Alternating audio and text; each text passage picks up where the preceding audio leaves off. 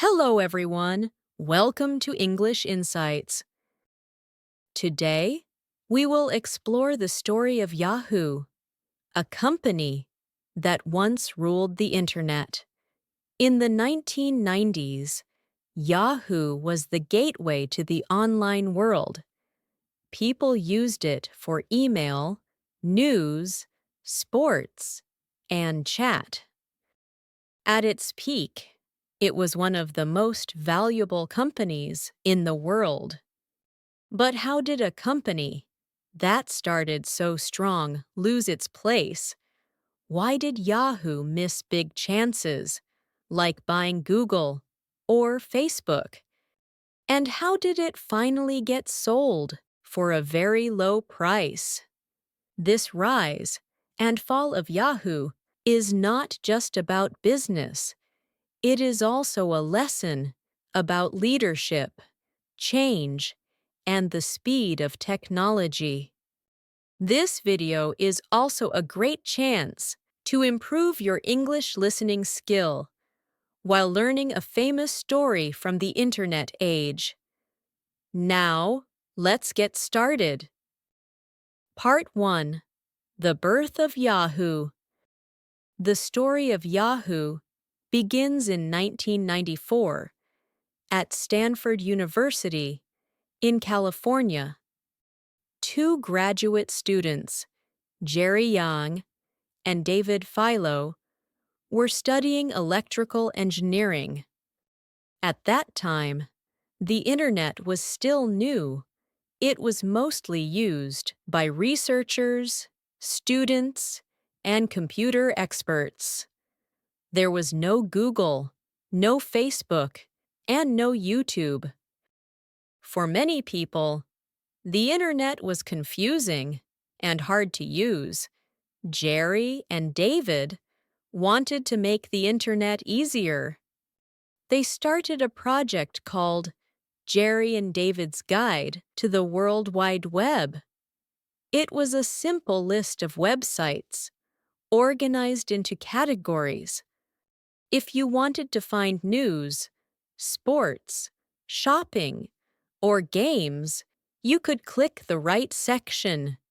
Very quickly, this list became popular. More and more people wanted to use it. The name of the project soon changed. Jerry and David chose the word Yahoo. They said it stood for yet another hierarchical officious oracle.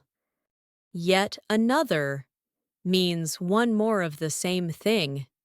Hierarchical means organized in levels.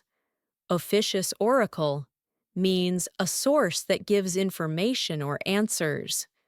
So the name Yahoo simply described a website that gave information in an organized way, but also in a fun style. But really, they liked the word because it sounded fun, young, and a little wild. The famous Yahoo, shout later, became part of the brand's identity. By 1995, Yahoo had become one of the most visited sites on the internet. Venture capital investors saw the potential and gave money to help the company grow. Jerry Yang and David Philo became internet pioneers almost overnight. Yahoo was one of the first companies to show how the internet could become a business. It was not just a tool for scientists anymore. It was a place where millions of people could search, explore, and connect. The birth of Yahoo was the birth of the internet age for many people. It gave ordinary users a door into the digital world. And for a time, it seemed like Yahoo would guide the entire journey into the future of the web. Part 2. Yahoo becomes an internet giant. After Yahoo was born, Its growth was incredibly fast. By the mid-1990s, the internet was moving from universities into homes and offices. People were curious about this new world online, and Yahoo was ready to welcome them. In 1996, Yahoo became a public company. This means its shares were sold on the stock market.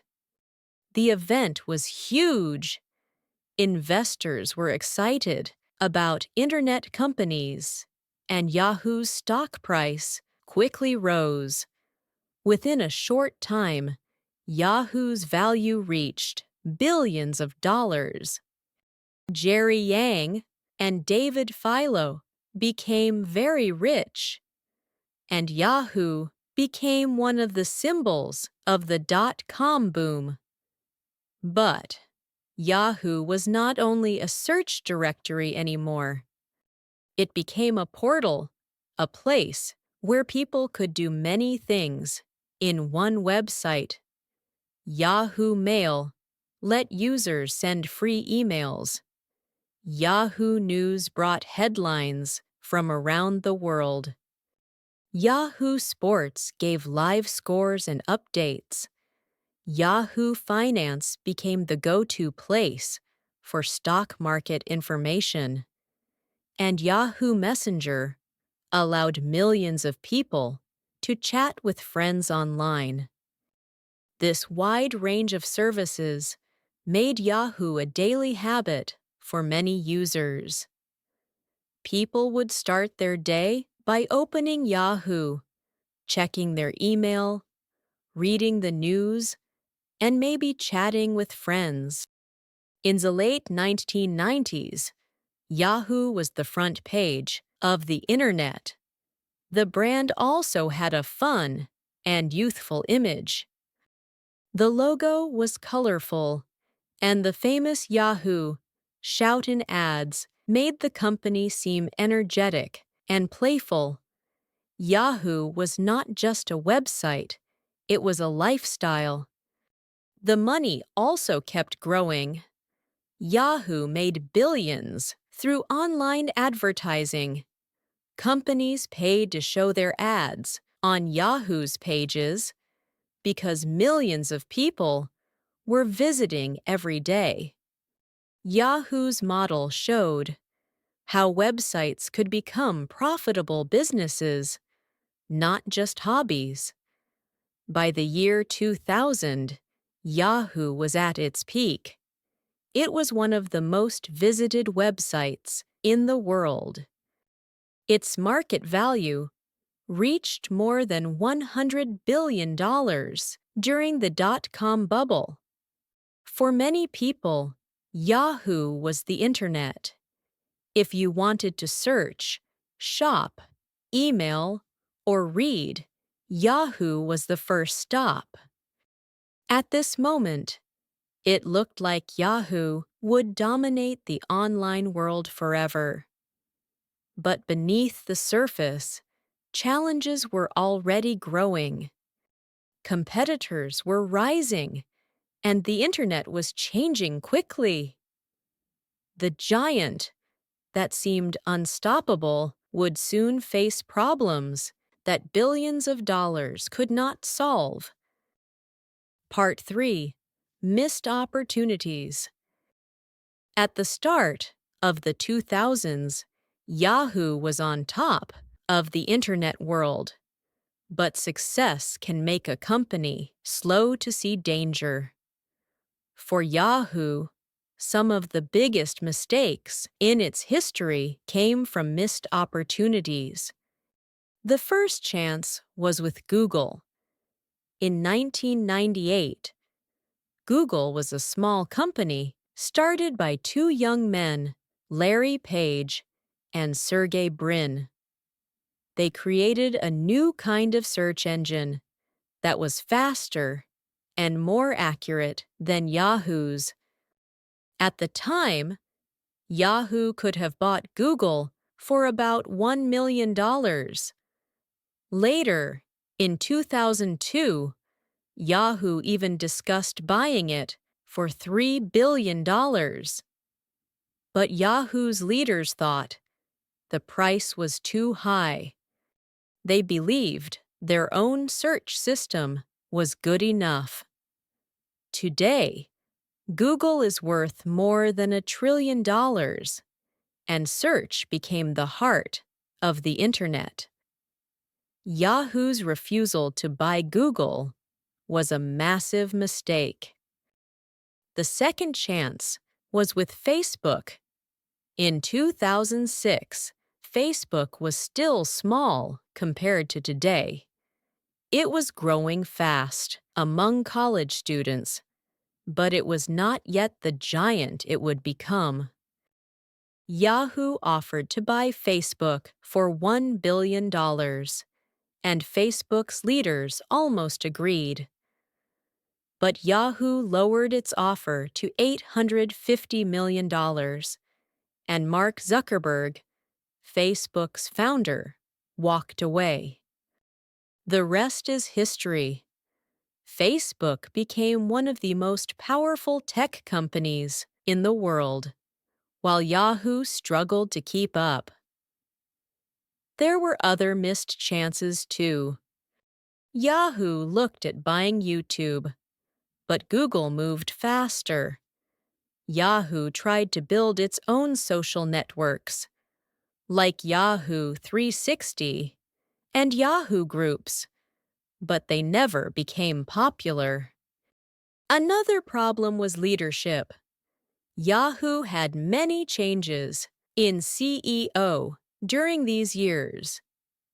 Each new leader had a different strategy, and the company lost focus. While Google focused on search and Facebook focused on social connections, Yahoo tried to do everything at once: search, news, email, video, shopping, and more. Without a clear vision, Yahoo started to fall behind. These missed opportunities showed a deeper problem. Yahoo was successful in the 1990s, but the internet was changing fast. New companies were more innovative, more focused, and more willing to take risks. Yahoo, meanwhile, acted too slowly or without confidence. By the late 2000s, it was clear Yahoo was no longer the leader of the internet. It had lost search to Google, social media to Facebook, and video to YouTube. The giant of the 1990s was beginning to stumble.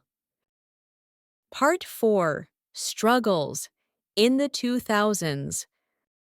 After missing big opportunities, Yahoo entered the 2000s with serious problems. The company was still popular, but it was no longer the clear leader of the internet. Competition was growing stronger every year. The biggest challenge came from Google. While Yahoo's search engine was basic and slow, Google's search was fast, simple, and accurate. Users quickly switched. Advertisers followed the users, and Google became the king of online advertising. Search was the heart of the internet, and Yahoo had lost it. At the same time, Facebook was growing into the world's largest social network. Millions of people were joining, sharing photos, writing posts, and connecting with friends. Yahoo had its own social tools, like Yahoo Messenger and Yahoo 360, but they could not compete. Messenger was popular for a while, but it lacked innovation. Yahoo 360 was confusing and never took off. Yahoo also tried to create new products. There was Yahoo Answers, where people could ask questions and others would reply. It became famous, but it was often filled with jokes, spam, or wrong information. Yahoo launched shopping sites, video services, and even tried to make itself into a media company. But nothing became truly successful. Another problem was leadership changes. Between 2000 and 2010, Yahoo had many CEOs, each with a different vision. Some wanted Yahoo to focus on media, others on technology. This lack of direction made employees frustrated and slowed innovation.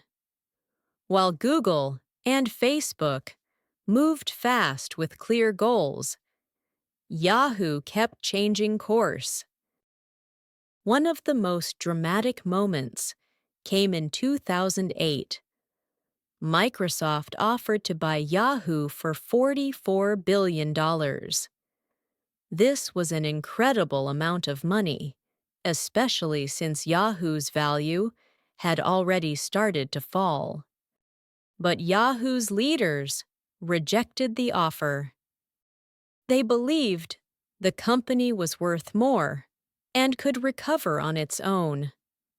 Many investors were shocked and angry. In the years that followed, Yahoo's value dropped even lower, and the Microsoft deal became known as one of the worst decisions in tech history. By the late 2000s, Yahoo's struggles were clear. It had strong name recognition, but it was no longer innovative. Its services were outdated compared to competitors. Younger internet users were moving to Google, Facebook, and YouTube. Yahoo was not finished yet, but it was wounded. The 2000s showed that the giant of the 1990s had lost its crown.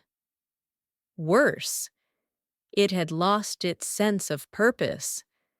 The next decade would prove even harder. Part 5: Collapse and Sale. The 2010s were the final chapter of Yahoo's story as an independent giant. By this time, the internet had completely changed.